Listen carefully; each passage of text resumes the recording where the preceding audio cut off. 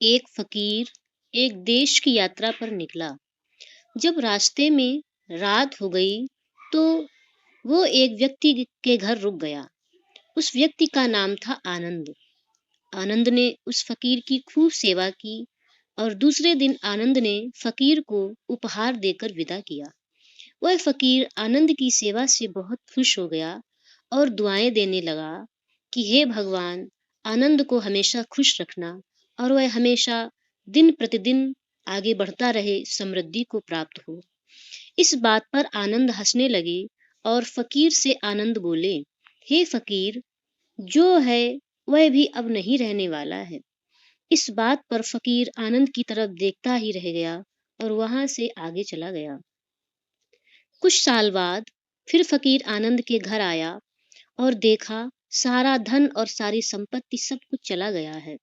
आनंद एक गांव के एक बड़े जमींदार के यहाँ नौकरी कर रहा था। वह फकीर आनंद से मिलने के लिए वहां गया। आनंद ने उस अभाव में ही उस फकीर का स्वागत किया और झोपड़ी में ही फटी चटाई पर बिठाया। उसके बाद खाने के लिए जो रूखी सूखी रोटी थी वह खाने के लिए फकीर को दी। जब फकीर वहां से जाने लगा तो उसकी आंखों में आंसू था और फकीर कहने लगा, हे भगवान, तुमने यह क्या कर दिया। तो आनंद फिर हंसे और कहने लगे, अरे फकीर, तू क्यों दुखी होता है। ईश्वर हमें जिस हाल में भी रखे, हमें हमेशा खुश रहना चाहिए और उन्हें धन्यवाद देना चाहिए।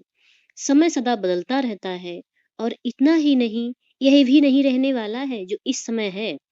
इस पर फकीर सोचने लगा कि मैं तो केवल वेश से ही फकीर हूँ, लेकिन सच्चा फकीर तो ये आनंद है।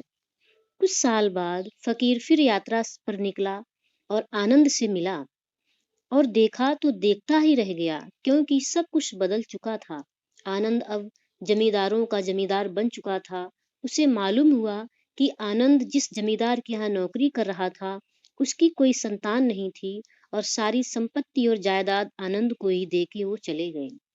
फकीर बहुत खुश हो गया और आनंद से कहने लगा, अच्छा हुआ वह जमाना गुजर गया।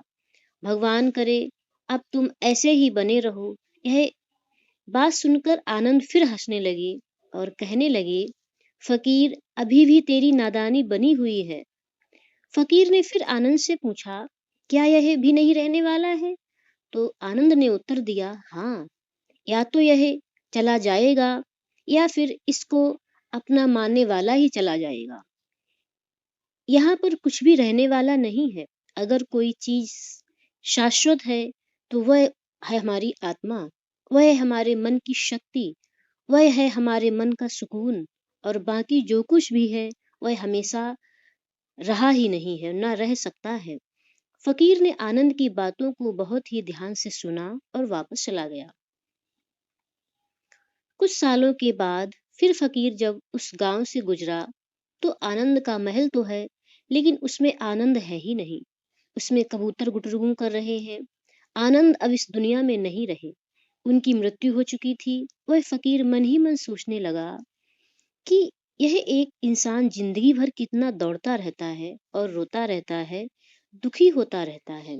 जिन चीजों के लिए इंसान तड़पता रहता है, परेशान होता है, दुखी होता है, वास्तव में वह चीज तो हमेशा रहने वाली है ही नहीं। वो सारी चीजें बदलने वाली हैं। यह कहानी ये शिक्षा देती है कि हमारे जीवन में जब भी कोई मुश्किल, तकलीफ या दुख आए तो हमें ये सोचना चाहिए कि जिंदगी में सबसे पहले मुश्किलें या उलझनें आई हैं तो क्या वे हमेशा रही हैं? नहीं। जैसे सारी मुश्किलें आकर चली गई हैं, वैसे यह भी मुश्किलें चली जाएंगी। यह भी हमेशा रहने वाली नहीं है। तो आप हमेशा याद रखिए कि जिंदगी में कितना बड़ा दुख क्यों ना हो, वह हमेशा रहने वाला नहीं है। वो दुख सब दुखों की तरह एक दिन चला जाएगा।